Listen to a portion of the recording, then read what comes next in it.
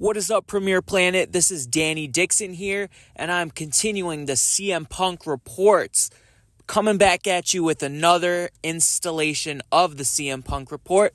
Just as a reminder for you, the CM Punk report series on YouTube is just talking about the rumors that have been going around regarding CM Punk, as he's a very popular name in the pro wrestling industry, and a lot of buzz and speculation is surrounding CM Punk's future in the pro wrestling business. So we're breaking down all the rumors, and hopefully you could sound off in the comments if you hear about any rumors or teasers or anything going on. He's speculated to return to WWE. It could happen, it could very well not. It just depends on what we're hearing. So I'm very interested to hear how this all plays out. So here are some of the rumors and some of the discussion that I've heard over the past week when it comes to CM Punk. And we're going to start with a report that came out from Fightful Wrestling, where they talk about Triple H preparing WWE talent for post-interview press after the WWE Fastlane pay-per-view earlier this year. So Triple H already had an answer in mind in case the press asked him, because it's a lot of the people like PW Insider, a lot of people like Fightful Wrestling that attend these kind of press conferences, and they're very in the know when it comes to rumors in the pro wrestling industry. So they're going to ask the hard-hitting questions because they have the opportunity to do so. So Triple H, I feel like, pays more attention to these rumors and understands what the internet wrestling community are saying about the WWE programming and about pro wrestling in general. So he was trying to help prepare talent in case they were asked about it, because a lot of these guys that are on the WWE roster have a connection to CM Punk. For example, Cody Rhodes has wrestled CM Punk in the past. You know, the Usos have wrestled CM Punk in the past. Kevin Owens has a history with CM Punk, as you hear about in the past. So Triple H was trying to game the system, essentially, and give them the answers that they can give to the press that essentially wouldn't necessarily, it would make a headline, but it wouldn't necessarily be like flat out, hey, CM Punk's returning to the company. So it was interesting that Triple H prepared the talent to do so, but we ended up not receiving any questions regarding CM Punk at the Fastlane press conference. Now, those press conferences happen almost at every pay-per-view event, and it gives those press people, the people who are reporting on wrestling, PW Insider, Fightful, you get the message, they are able to ask what they want to ask. So Triple H doing that was very interesting because he probably anticipated that a lot of that stuff was happening. And if you remember back, I believe it was March of this year, don't quote me on that though, CM Punk actually went to go visit WWE at Raw, and he was photographed talking to Tamina. He was apparently talking to The Miz. He was apparently talking to Triple H. So maybe that was kind of getting a feel of where everything stands between them. But keep in mind, he was still under contract with All Elite Wrestling, so it was very interesting timing there, and we'll have to see whatever transpired from that. Now, the next bullet point that I want to talk about, the next rumor, the next speculation, is a very interesting one, and it happened a few days ago where CM Punk himself on his Instagram page, he shared something on his story that says, sometimes your value isn't seen until your absence is felt. It was like a black screen with just that text on it. And that was very interesting to me because I think that was a direct shot at All Elite Wrestling. And nothing against All Elite Wrestling, but CM Punk was a top draw for them. CM Punk had a lot of wrestling fans engaged with the AEW product because they would tune in simply to watch someone like CM Punk, because it was a big deal that he was able to come back to the wrestling business after being out for so long. Many people didn't even expect him to ever come back to the wrestling business. So obviously it was a huge headline when he inevitably did return to pro wrestling, and not under the WWE banner at all. So it's interesting to see him take what is speculative, a direct shot at AEW, saying that your value isn't seen until your absence is felt. So that basically how I interpreted it, at least. Leave a comment if you interpreted it a different way. I'd be curious to hear what you have to say with regards to that. But how I took it was that AEW's programming and AEW's attendance is kind of suffering right now. And CM Punk feels like that's because they cut ties with him and because a lot of people were watching the AEW product and attending the shows just to see CM Punk. So it's very, very interesting that he would take that direct shot. CM Punk doesn't pull any punches when it comes to that stuff.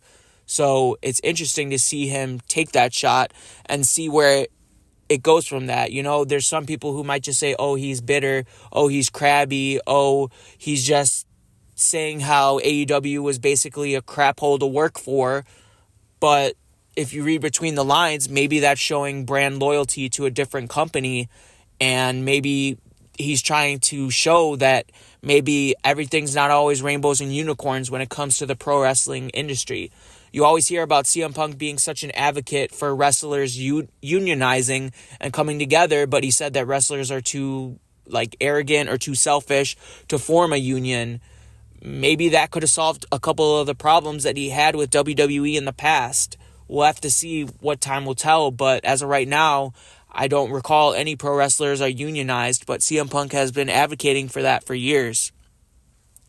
Now, going over to the WWE program, we have been discussing all these rumors that happen, all these teases that they've been having with Shinsuke Nakamura, all this stuff, these lines that are CM Punk promos, all that good stuff. I'm sure there's a ton of them, and I'm sure I'm missing a lot of them. So if you have any of these and you want to leave a comment down below and let us know something that might have been missed, feel free to do so. We would appreciate the engagement. But I wanted to call out that CM Punk recently, Seth Rollins was recently saying, "Cry me a river" in a promo. And that's interesting because if you remember, CM Punk and Jungle Boy Jack Perry, they allegedly got into a verbal spew that might have turned physical at AEW's All In show that was in London, and that's allegedly the breaking point for CM Punk in All Elite Wrestling. They got into a verbal spew, and apparently Jack Perry said "Cry me a river" as a direct shot at CM Punk because it was something to do with glass, and Jack Perry wanted to do real glass, and CM Punk said something about it. It was a whole verbal spew, but now that's past us. But still, I'm sure you could find the whole story online if you just search Jack Perry CM Punk. But that's besides the point. Seth Rollins said that, and I mean, maybe it's a reach, but people were calling that out and saying, hey, that's exactly what Jack Perry said to CM Punk. And then rumors started that Seth Rollins doesn't like CM Punk. I remember there was an interview about, it was like a WWE 2K video game interview. Seth Rollins was actually asked directly about CM Punk, and Seth Rollins called him like a cancer to the business and all that stuff. So it's interesting that maybe he's taking Jack Perry's side and throwing a shot at CM Punk. I feel like eventually CM Punk and Seth Rollins are going to cross paths in the ring. It's just a matter of when, but that's interesting that he would say that. So kind of maybe showing allegiance to Jack Perry when it comes to that stance. Maybe it was just a line that they told Seth Rollins to say to throw the fans off, vice versa. See, it's all speculation, but it's just interesting to call that out because maybe if CM Punk does return to WWE, people can say, hey, I saw the writing on the wall in this promo that Seth Rollins had. So that's why I wanted to call it out. And that's why we're doing these whole reports in the first place, just to get all the information out and discuss it, because it might be black and white, but it might be open-ended. And a lot of this stuff I feel like is open-ended to discuss because everybody can interpret it a different way, hence why I called out that promo. And this doesn't directly correlate with pro wrestling, but I also wanted to call out a recent report came out that CM Punk made over $1 million in his UFC debut against Mickey Gall in 2016 at a UFC pay-per-view. It was when CM Punk was transitioning into MMA. He made over $1 million in his loss. And I remember reading that Mickey Gall was very upset because his payout wasn't the same as CM Punk's. And he was like, well, this isn't fair because I won I should get more money, but then CM Punk ended up getting more money in the end. But I just remember reading the numbers were way off back when the fight happened. But it's interesting that now people are saying he made over $1 million. Now, whether that correlates into the wrestling business is up for your interpretation, because maybe that means CM Punk's asking price is high because CM Punk knows his worth type deal. Because inevitably, when you become a well-known name and when you know your worth, I guess, your asking price becomes higher and higher. Even on the independent circuit, a lot of these ex-WWE guys, they have their appearance fees and they know their worth, and sometimes these promoters can't even book them because they can't afford their asking price. So it's just interesting to hear what CM Punk made for one fight that only lasted a few minutes. It's interesting maybe that comes into play when it comes to negotiations, because CM Punk's asking price might be too high for some of these companies. You know, TNA was willing to say, hey, we're going to take CM Punk in. Maybe it has to come down to money. I don't know. CM Punk in All Elite Wrestling, you would think that he was just in it because he loves wrestling. But as we saw, as the rumors speculated, that wasn't the case, that he was very upset with how things were going and he wanted a way out, all that stuff. And again, I'm sure you could find all the stuff further in depth if you just search CM Punk contract, AEW, something along those lines. But I just wanted to call that out too, because that might have to do with wherever he signs, he has a high asking price. Now, while we're on the subject of All Elite Wrestling, I also wanted to call out Eddie Kingston, and he recently had an interview conducted where he went and said that he wished CM Punk was still in the company because CM Punk helped AEW. So that's interesting to me, because Eddie Kingston and CM Punk notoriously did not like each other while they were working in the same company, and they had a match and they had kind of like a blood feud in a way. Eddie Kingston obviously got the job done and he's willing to work with CM Punk, but it doesn't mean that he likes CM Punk. But the fact that he's able to put his personal feelings aside and say that CM Punk essentially was good for business for AEW is a testament to how Eddie Kingston views the mainstream AEW fans, the people who are actually tuning into the product. So I wanted to call that out too, because the talent in AEW is definitely feeling that shakeup with CM Punk gone now. The last bullet point I want to talk about to wrap things up, Dave Meltzer of the Wrestling Observer newsletter, another source that might be credible to some people, might not to another. Nonetheless, I just wanted to call it out. He said that nothing changed in terms of WWE's stances on rehiring CM Punk, but they would keep any interest a secret until the right moment. Now, that's kind of an obvious thing because, you know, WWE loves surprises. They love organic reactions, but a lot of these reports spoil all these returns. They spoil all these title changes. But you would think something like that would be monumental for WWE, so they would keep it insanely tight-lipped. I mean, you watch all these documentaries on Peacock, these WWE 24s, where they're like, oh, I had to cover myself with a towel, I had to wear a hoodie, I had to hide in a bus for all the time. The first thing that comes to mind is when the Hardy Boys returned in 2017 and they were stuck in this tour bus for the whole show up until going out into gorilla position. You hear stories all about that, so it makes me curious to see if they would keep that secret for CM Punk or if the story would leak for other people. And that's just me saying that he might return, but it's not guaranteed because obviously they're going to keep things tight-lipped, but it just depends on which insider might have that insider information and whether or not it'll leak.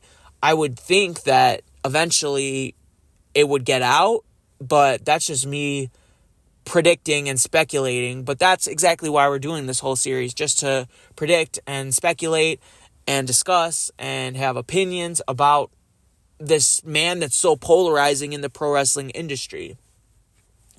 So I'm sure we're going to see more and more CM Punk references on WWE programming as we head into Survivor Series season. After Crown Jewel, which is this weekend, at the time of recording, that is, we probably will see a lot of CM Punk references mentioned in promos and backstage segments. A lot of people are tying CM Punk to Shinsuke Nakamura and these pre-tape segments that are airing on Raw.